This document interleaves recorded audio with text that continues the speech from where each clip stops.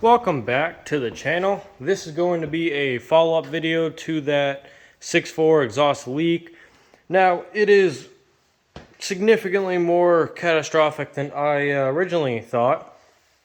Now, what I did was undid this fender liner so you can access the up pipe bolts. Now, you can get two of them from below, one of which you can see there. Now, but there is another one up. Let's see if I can turn this light. There we go. I don't know if you can see it. Anyway, there's one up top there, and it's a nut and a stud. The rest of them are bolts, at least on this one. I also have a manifold from my other truck that was all studs, so I don't know if this is the way it was factory and they did that one, or just the years are different, but what have you, same sort of deal.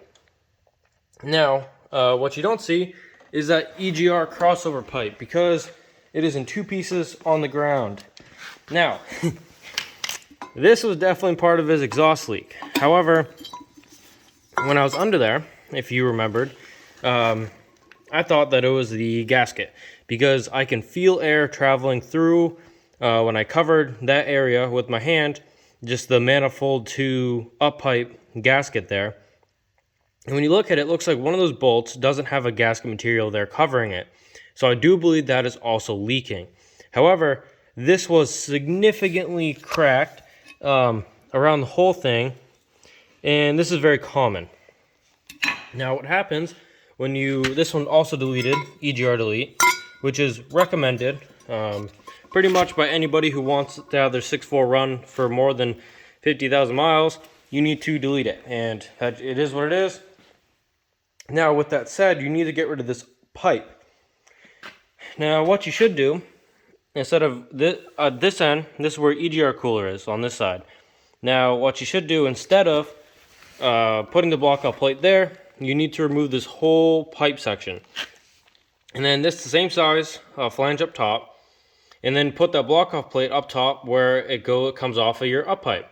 And then what you do is take that sensor, probably get a new one, base, and then tap it into here. And then this is your exhaust back pressure. This isn't the actual sensor, but this is where it threads into the EGR pipe. Now, you need to tap this and throw it in there.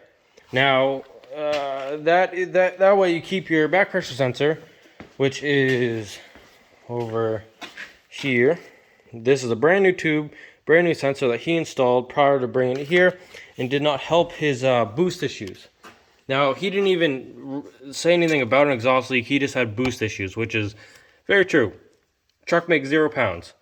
Now let's see if I can get you to see in there. So that is the other end of your EGR pipe. If you follow it down, it goes to the up pipe for that. When you're looking at it this way, the passenger side up pipe. Now, that is where you want to put your block-off plate and your new location for your exhaust back pressure sensor. And that way, this doesn't crack, because even though there is a couple brackets for it, the EGR cooler itself acted as one of the main supports to keep this thing in place and from doing this cracking issue. Now, this is mine from my personal truck, and it is still in decent shape. So I got to see what he wants to do. I really don't want to put that on there though, so I'm going to try to get him to just let me tap this plate like it should have been in the beginning, and throw it where it should be now. But that still leaves me with this gasket.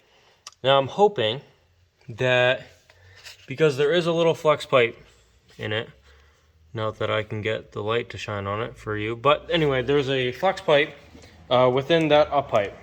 And what I'm hoping is that I can undo the bottom enough, and that flex pipe has enough flex in it, and I can just kind of just like slide it or push it back towards the cab enough to just slip a gasket in past that stud, and then just close it back up, bolt it on without having to take it off the turbo. That would be a real bummer. However, that has to happen. That has to happen. It's not the end of the world.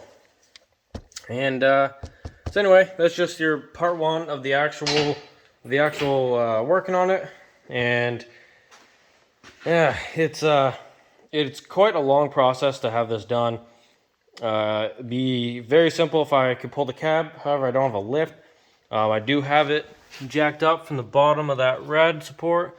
Kind of this whole, this is the top piece, but this white section you see does a whole loop down under. This does the cross of the front. I tried just picking it up from here, but that was flexing a little, and probably would have been fine, but just made me kind of weary. So I just threw a block under there and called it good. So that raised me up a couple inches, and that was enough to get everything off and that I needed, and gave me just enough clearance to do it. It took an assortment of different attachments and tools to do it, but here we are. We have the up pipe out, and now we got to give him a call and throw that gasket in. So this is going to be part 1, and part 2 will be coming soon, as this is kind of a timely job, so I'm going to need to get it done. But just wanted to give you guys an update, and thanks for watching. Tune in for part 2.